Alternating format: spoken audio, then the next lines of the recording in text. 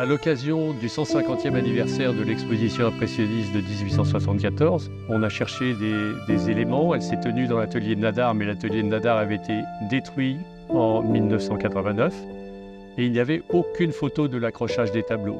Donc on est parti dans une enquête il y a 3 ans. CADAS, photographie aérienne, correspondance des artistes, critique de la presse de l'époque. Toutes les sources ont été étudiées pour permettre la reconstitution la plus fidèle possible de la première exposition impressionniste de 1874. Avec les 2 étages, les 165 œuvres accrochées, avec les bons cadres sur le bon fond, avec la bonne lumière. Tous ces éléments de recherche nous ont permis en fait la réalisation d'un premier modèle 3D, à la fois de l'atelier de Nadar, et de l'accrochage de cette première exposition impressionniste.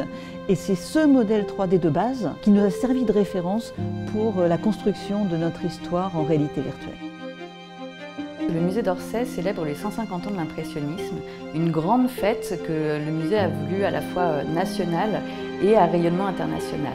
Elle se passe à la fois au musée avec une exposition de tableaux qui retrace l'histoire de l'exposition de 1874, accompagnée d'un dispositif innovant, la première fois que le musée présente ça, une grande expédition immersive où le visiteur sera plongé pour revivre cette soirée d'inauguration de 1874.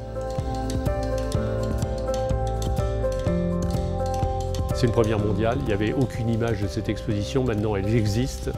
Et à partir de ça, on a travaillé ensemble sur le scénario qui permettrait pas seulement de voir, mais de vivre à l'intérieur de cette exposition, et pas seulement de vivre, mais de rencontrer les peintres. Une expédition immersive, cela commence par mettre un casque. Côté équipement, on s'équipe comme quand on part en expédition, mais très vite on oublie cet équipement, donc on va pouvoir déambuler librement dans ces lieux reconstitués. Le fait de pouvoir marcher et de le faire en groupe en partageant ça avec ses amis est très naturel. Et le fait de pouvoir se rapprocher des éléments qui nous intéressent fait qu'on bascule complètement dans cette époque-là. C'est ça la magie de la réalité virtuelle. C'est un casque, mais c'est aussi un ordinateur qui va calculer l'image qu'on va explorer. À l'intérieur, il y a un processeur qui va en permanence, selon les déplacements qu'on fait, nous afficher la bonne partie de la scène que l'on doit visualiser. Ce processeur, il fait aussi un calcul pour détecter quelle position on occupe dans l'espace physique dans lequel on se déplace. Pour ce faire, il y a des caméras qui vont détecter ces marqueurs que l'on voit derrière moi. Ce sont des marqueurs que nous avons développés pour ce type d'usage.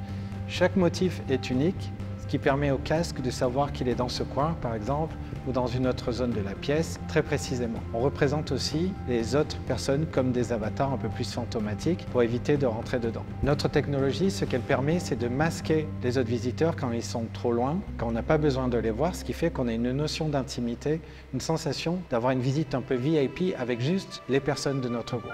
Nous avons pris un auteur qui est le même que l'auteur de L'Horizon de Khéops, qui a déjà une bonne expérience sur cette grammaire particulière des expéditions immersives, où l'on doit découvrir des lieux par la déambulation, donc on doit être poussé à avancer, à explorer. C'est l'interaction principale de l'expédition immersive, c'est l'endroit où on se place pour assister à une conversation, à changer la perception de cette conversation. On doit l'inclure dans l'écriture. Et on peut aussi voyager dans le temps, donc amener des flashbacks, des moments qui vont nous permettre de comprendre ce qui se trame ce soir-là à cette première exposition.